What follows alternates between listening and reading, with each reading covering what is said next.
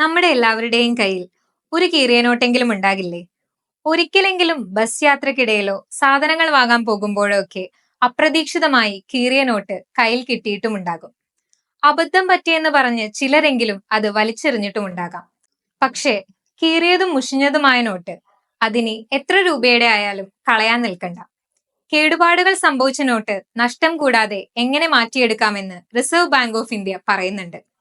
എല്ലാ വാണിജ്യ ബാങ്ക് ശാഖകളും മുഷിഞ്ഞതും കേടുപാടുകൾ സംഭവിച്ചതുമായ നോട്ടുകൾ പൊതുജനങ്ങളിൽ നിന്ന് സ്വീകരിക്കാൻ ബാധ്യസ്ഥരാണ്. അതായത് നിറം മങ്ങിയതോ അഴുക്കുപുരണ്ടതോ ചെറുതായി കീറിയതോ ആയ നോട്ടുകളെയാണ് മുഷിഞ്ഞ നോട്ടുകൾ അഥവാ സോളിഡ് നോട്ട് എന്ന് പറയുന്നത്.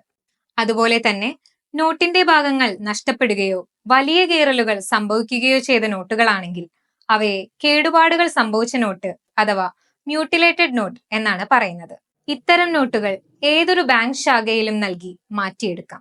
നിങ്ങൾക്ക് അക്കൗണ്ട് ഇല്ലാത്ത ബാങ്ക് ആണെങ്കിലും ഈ സൗകര്യം ലഭ്യമാണ്. നേരിട്ടല്ലെങ്കിൽ അക്കൗണ്ടിലേക്ക് പണം ലഭിക്കും. നോട്ടിന്റെ ഭാഗങ്ങൾ നഷ്ടപ്പെടുകയോ വലിയ കീറലുകൾ സംഭവിക്കുകയോ ചെയ്യുകയാണെങ്കിൽ ഇത്തരം നോട്ടുകൾ റിസർവ് ബാങ്ക് ഓഫ് ഇന്ത്യയുടെ നോട്ട് റീഫണ്ട് നിയമങ്ങൾ അനുസരിച്ച് മാറ്റിയെടുക്കേണ്ടതുണ്ട്. നോട്ടിന്റെ എത്ര ഭാഗം കേടുവന്നു എന്നതിനെ ആശ്രയിച്ചാണ് തിരികെ ലഭിക്കുന്ന തുക കണക്കാക്കുക. ഇതിനുവേണ്ടി ബാങ്കുകളുടെ പ്രത്യേക ശാഖകളെ സമീപിക്കണം. ഒരുപാട് മോശമായതും കത്തിക്കരിഞ്ഞതോ ഒട്ടിപ്പിടിച്ചതോ തീരെ തിരിച്ചറിയാൻ പറ്റാത്തതോ ആയ നോട്ടുകൾ മാറ്റിയെടുക്കാൻ RBIയുടെ ഇഷ്യൂ ഓഫീസുകളിൽ നേരിട്ട് പരാതി നൽകി പരിശോധനയ്ക്ക് വിധേയമാക്കണം.